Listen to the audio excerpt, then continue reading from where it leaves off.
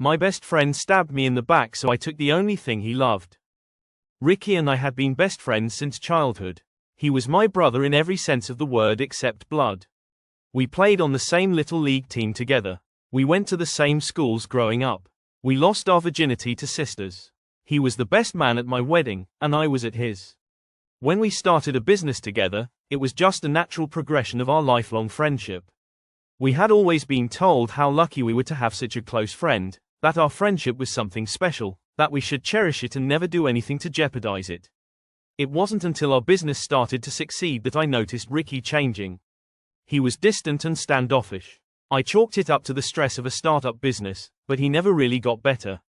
I should have seen it coming. It started with a rumor that I was taking company money for personal use. I had done no such thing. I was actually paying myself less than market value to ensure the business had the resources it needed to keep going. I confronted Ricky about it, and he claimed to have heard it from a trusted friend.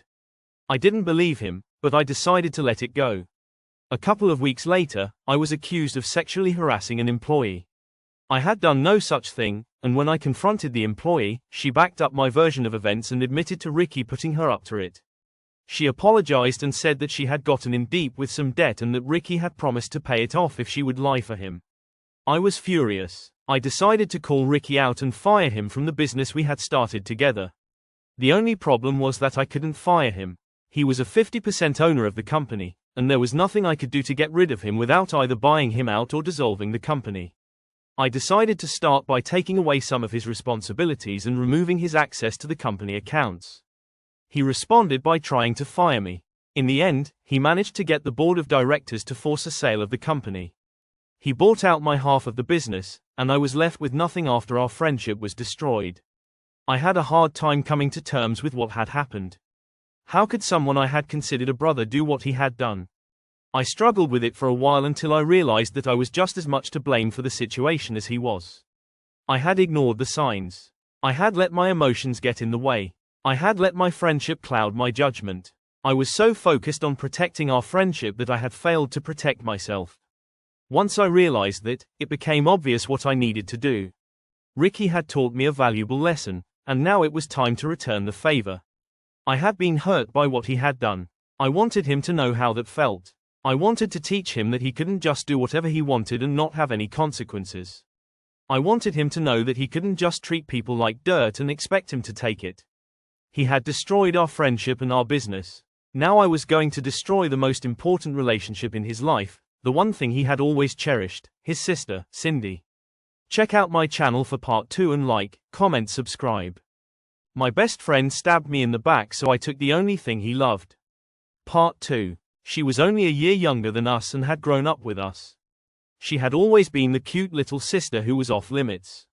We had protected her from the advances of many guys throughout high school and college.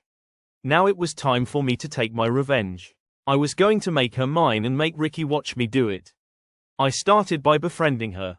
It wasn't hard since we had already known each other for so long. I spent every spare moment with her. I took her out to lunch, then dinner, then drinks. I was patient. I didn't try to rush things. I let our relationship progress naturally, and in no time, we were dating. I made her feel special. I did things that her brother never had. I listened to her. I gave her attention. I showed her that I cared about her. I treated her with kindness and respect. I gave her the love that she deserved. I could see the effect it had on her. She was falling in love with me, and I knew it wouldn't be long before she was ready for the next step. I took her out to a nice dinner and then a show. When we were done, I drove her home. As we sat in the car in front of her apartment, she turned to me and said, "I had a great time tonight. I'm so happy with you." "I'm happy with you too," I replied, looking into her eyes. She leaned over and kissed me. Her lips were soft and warm. Her breath was sweet. She ran her tongue along my lips before pulling away. "Would you like to come in for a drink?" she asked. I knew what she was really asking, but I had to be careful. I wanted her to be the one to make the first move. If she was the one who initiated it, Ricky wouldn't be able to blame me. "I should probably be getting home," I replied. "I have an early morning tomorrow." She looked at me with disappointment in her eyes. She wanted me, but she didn't want to say it. "Are you sure?" she asked. "I'm sure," I said, smiling at her. "I wouldn't want to wear out my welcome. You couldn't possibly wear out your welcome, she said, looking into my eyes. You could stay here as long as you wanted, and it wouldn't be long enough. My heart melted at her words. She wanted me to stay with her. I smiled and nodded, then got out of the car. She met me on the sidewalk, and we walked to the door of her apartment together. She opened the door and led me inside. As I entered the apartment, I saw Ricky sitting on the couch. He looked up at us and scowled. "Hey, Ricky," I said, walking over to him and holding out my hand. "It's good to see you." He ignored my hand and stood up. He walked over to his sister and whispered something in her ear. She looked at him, then back at me, then shook her head. Ricky looked at me with anger in his eyes. Check out my channel for part 3 and like, comment, subscribe. My best friend stabbed me in the back, so I took the only thing he loved, part 3. I'll see you tomorrow, he said to his sister before storming out of the apartment. Don't mind him, she said. He's just jealous. Ricky was furious. He had tried to destroy me, but in the end, he was the one who had been destroyed.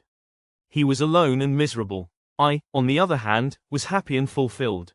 I had the girl of my dreams, and I had Ricky to thank for it. A few months later, I took Cindy to meet my parents. She was a hit with them. They loved her as much as I did. When we got home, I took her to our bedroom and proposed to her. She said yes. We were married a few months later. Ricky wasn't invited to the wedding, but he heard about it. He heard about how happy we were together. He heard about how much we loved each other. And he was miserable. After a year of marriage, we decided to start a family. She got pregnant, and we were overjoyed. When our son was born, we named him after Ricky, who was the reason we came together.